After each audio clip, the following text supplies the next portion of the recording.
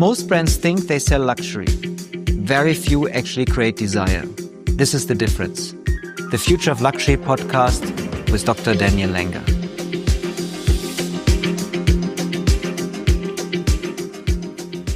Welcome to a new episode of the Future of Luxury podcast. I'm Daniel Langer, and this time I'm recording from Ibiza, where I'm for strategy meetings to discuss the findings of the Équité Luxury Report 2026 to 2030, the cost of waiting. This report has gained enormous traction in the industry, with many requests at board and leadership levels to discuss the implications. And therefore, I want to dedicate this episode to the report findings and to connect them with questions that I get every day from luxury brands. Let me start with a number, and this is a remarkable number. Since 2019, the like-for-like price of iconic luxury handbag has increased by roughly 1.5 to 1.7x. Let me repeat, 1.5 to 1.7x. It's the same bag, the same leather, the same store, and a significant price increase. So you can see that if we just take this one example, and we can go through all the different industries and find countless examples. We have the same product like for like at a significantly higher price point. So at the same time, in the same period, the number of new hero product launches in the category collapsed by 70 to 80%. So now think about what those two numbers says when you put them next to each other. Prices went up dramatically and the creation went down dramatically. And the industry charged more and more and offered less. And then many brands wonder why clients actually start walking away. So in this episode, I want to challenge one of the most persistent, most expensive misconceptions in our industry, the belief that the price defines luxury. It does not. And the brands that build their strategy on that, they are now paying, literally a high price for it.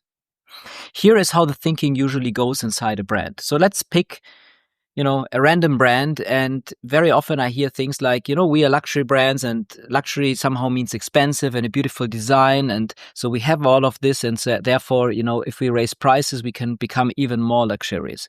And I'm often also asked, how can we premiumize the brand? And premiumize the brand always not always, but for most people means, raising prices. And, the thought is if we raise prices aggressively, if we price high enough, then we also elevate the brand. And I hear versions of this logic in boardrooms around the world very, very often. And I understand where it comes from, because for roughly a decade, maybe even 2 decades, it worked. Demand was expanding, wealth was being created at an extraordinary speed, and clients were also willing, at least in part, to absorb price increase after price increase. And pricing power somehow looked like brand power. However, they're two different things. Price, and this is so critical, price is a result. It is the outcome of the value that a brand creates in the mind and the heart of the client. When that value, and only when this is the case, when that value is extreme, when a client feels that a brand truly expresses who they are, when a brand can make them dream, when a brand can unlock emotion, when a brand can give them something that no competitor can, then the price becomes almost secondary. The client does not compare, the client simply desires. However, when the value erodes, because the price goes up and the value kind of stays the same, or sometimes even goes down. So when this gap between price and value becomes bigger and bigger, then the opposite happens. The client starts comparing. We are all humans. And the moment a luxury client starts comparing, then the brand is already lost, because, on a spreadsheet, luxury never wins. There will always be, for any luxury products, there will always be a functional alternative at the fraction of the cost.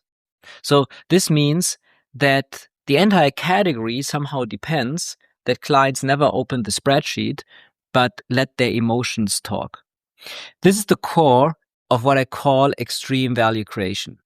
Luxury exists only when the perceived value dramatically exceeds anything the product function could ever justify. A handbag that costs a few $1,000s simply carries things. A watch that costs $40,000, $50,000, $60,000 honestly tells the time less precisely than the phone that you carry in your pocket. What clients pay for is emotion, identity, story, and transformation. The price in the end is simply the receipt. So when a brand raises prices without raising the value it creates, is not elevating anything. It is somehow testing how much goodwill they can burn before clients notice. And, they're humans. They will notice. And no one likes to be taken advantage of. And if you think that I'm overstating this, look at what clients themselves are telling us. In our research, around 90% of luxury clients say that experiences now are compatible across brands. And I repeat, these are 90% of clients. Let that sink in. 9 out of 10 walks into a boutique, they walk into a hotel, they walk into an airplane, and they feel that they could be anywhere. Strip the logo off, and they don't know anymore which experience they're getting. Roughly 70% are dissatisfied with the current in-store experience, and 85% feel that brands do not match their true purpose. These numbers describe an industry that lost the connection between what it charges and what it delivers. I'm Dr. Daniel Langer. I advise some of the most iconic luxury brands in the world, and I'm also the executive professor of luxury strategy at Pepperdine University, and I teach luxury at NYU. The luxury industry is changing faster than ever before. Dramatically shifting consumer expectations, the rise of Gen Z and AI are redefining what luxury means today. And this means companies must operate in a radically different way. This moment demands action. And this is why we created Équité Intelligence. It redefines luxury training for top management, marketing, sales teams, and client-centric roles. It's an innovative digital learning solution that equips your teams with the strategic capabilities needed for the next era of luxury. Our platform delivers real-world insights and tools your teams can apply immediately. The world's leading brands trust us to prepare their teams for this transformation, and this is your moment to future-proof your organization. I did a really interesting podcast interview. You can go back in the archives of the Future of Luxury podcast, and the one with Thomas Dirksen. And Thomas made really a very, very important point. He said, brands and consumers, they don't speak the same language anymore. And that for me was really a pivotal moment to hear that, so clearly. Brands and people, they don't understand each other. And as a result, the traditional price to value equation broke. And it broke on the value side and never on the price side. And this is a point I make in every conversation on this topic. Young customers, they don't turn away from luxury. This is very, very important. What they turn away from is from a value equation that just stopped making sense for them. Gen Z and young millennials are the most brand literal clients in history. They grew up decoding marketing. They are brands on their own, through curating their own social media persona. They can tell within seconds whether a story that they hear is real or manufactured, whether it's an experience that was designed for them or, just for a conversion or conversation funnel. When they see a price increase with nothing behind, they do not read it as luxury or prestige. They actually react in a quite cynical way about that. And here is what makes this dangerous for brands. This is happening while the market itself is shrinking and redistributing simultaneously. Fewer clients are driving a larger share of spending, and those clients now are concentrating their money on fewer brands. The winners in this redistribution are the brands that create extreme desirability. So this is the name of the game. And the losers are the brand that use price as a substitute for desirability. So what does this mean for brand? What is the way forward? In the Équité Luxury Report 2026 to 2030, we lay out a detailed action agenda, and I want to give you 3 of those foundations because they follow directly from everything I just described to you. The first is a brand audit. And when I say brand audit, I mean a real one and not just, a kind of casual review or an overly optimistic review.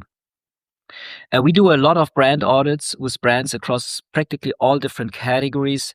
And every single time we find significant gaps, even in brands that are incredibly well managed. And this is not something bad. It's actually something good to find those gaps, because once those gaps are found, we can actually do some action and initiate actions before it's too late. And what is interesting is that most brands, including some of the most famous names in the world, somehow never precisely defined the value they create beyond the product. Many brands still depend very much on their brand definition through one or two of those iconic products that they sell. And that is not enough anymore, because asks 10 people within a company what kind of emotion the brand evokes, and you will get at least 10 different answers. Ask the clients and you will get, at least in answer number 11, but probably, 20, 30 more answers. And this gap is where desirability dies. If even at the leadership level, most brands don't have coherence on what they actually are doing and what they're selling, then this is just going to amplify if you go larger and if you go to the customer. So an audit worth doing looks at the brand through the eyes of the client every single time. What do clients actually feel at every touch point? What story do they tell their friends about you, if they tell one at all? Where does the experience contradict the promise? Brands are regularly shocked what these audits reveal. The internal narrative and what the client reality is often drifted, years apart, and pricing decisions often are made against the internal narrative, not against the narrative that your customers will have about your brand. And you cannot price value that is not defined. You cannot price value that is not perceived. And this is why a brand audit always has to come first. And my recommendation is always do this externally, because internally there will always be a bias. This has to be unbiased, unemotional, and honestly, almost in a blunt way, honest. I sometimes call it like the tough love that we have to give. The second important and critical aspect is storytelling. And here I really need to be precise about what storytelling means, because this is something that I see people getting wrong again and again and again. Many people think about brand story as the marketing campaign. Many people think this is what the advertising agency does in creating, maybe a new slogan, a new tagline, and then, a few months later we do another one if it doesn't work. This is not a brand story. Founding dates are not a brand story. Craftsmanship stories are not brand stories, because every brand in every category was founded some time ago. So every brand has a heritage. Every brand claims exceptional craftsmanship, especially in luxury. You will not find one that is not doing that. So just talking about heritage and just talking about great craftsmanship is not enough. Customers will judge. They are always the judge. So a story that creates value is a story that has to evoke emotions. How do people feel about themselves when they connect with your brand? Who are they becoming? The most desirable brands in the world sell the better version of the customers. They sell transformation. They sell a curated self-expression, so to speak. The product is the vehicle. Don't get me wrong. The product is incredibly important, but the product is not the story. The product is an expression of the story. And when the storytelling shifts from the brand's past to the client's identity, then the willingness to pay, goes up dramatically. This is the single most important lever of value creation. And this is also something that feels counterintuitive, because we are so used that it's all about the product that we often cannot believe that actually the product is just a vehicle. And when we look at the experience that then, is connected to the story, we also see that the experience often don't tell a story. Remember the number that I shared before, that customers are not happy with the experience. So this means they feel that they get from brand A the same experience than from brand B, and then there is no emotional differentiator. So this is something that should keep leadership teams up at night.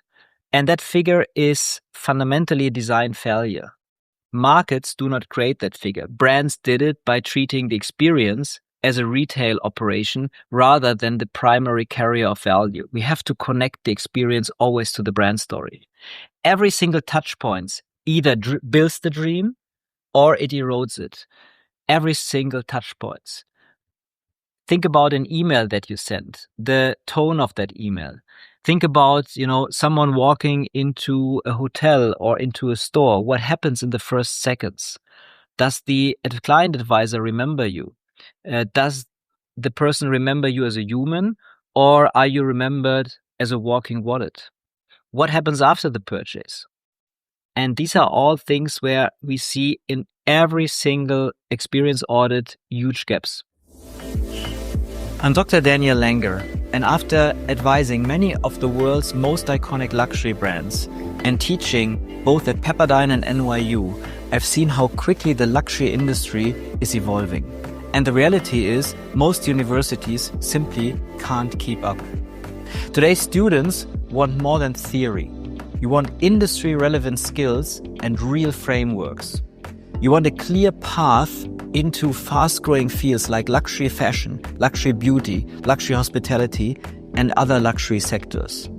That's why we created something special, Équité Intelligence Academia.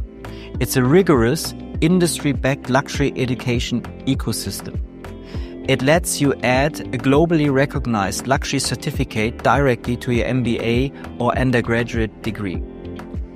You'll get professionally produced video lessons, real case studies, practical toolkits, assessments, and a certificate recognized in the luxury industry. If you're ready to fast-track your career development, stand out in a competitive job market, this is your moment. Enroll in Équité Intelligence today and elevate your degree and your future. When clients pay significant premiums and then they receive an experience that they describe as interchangeable, the premium itself actually becomes an irritant. The price makes the mediocrity visible. And this is the mechanism behind a broken value equation and is fully within a brand's control to fix it. So the sequence is you have to audit first what you stand for.